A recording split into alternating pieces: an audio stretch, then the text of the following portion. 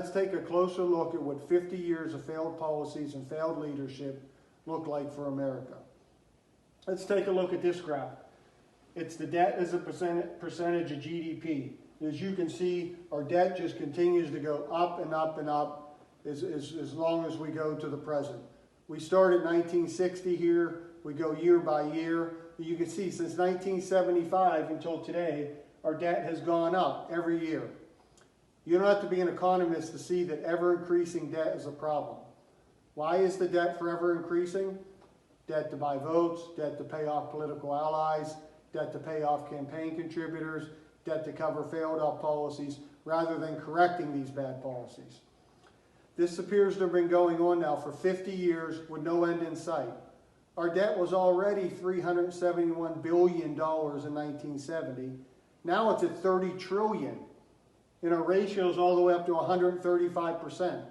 These are both the highest in American history. This is an 8,000% increase in debt since 1970. And the only time it got this close was during World War II.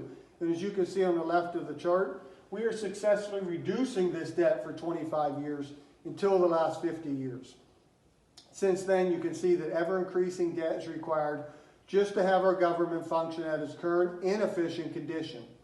This is during relatively prosperous years. Think about this.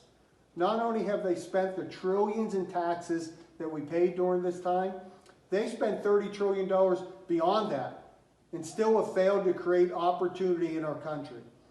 This consistent level of poor performance is inexcusable. This equates to almost $200,000 per working American. So unless you have an extra $200,000, $400,000 if your spouse also works, that's laying around to pay the government when this debt gets called in, then it's probably an important issue to you. Maybe the worst part is our leaders want us to believe this is normal. They have zero plan to get our country's finances in order. Rather, they want more reckless spending that seems to enrich them while it impoverishes the rest of us.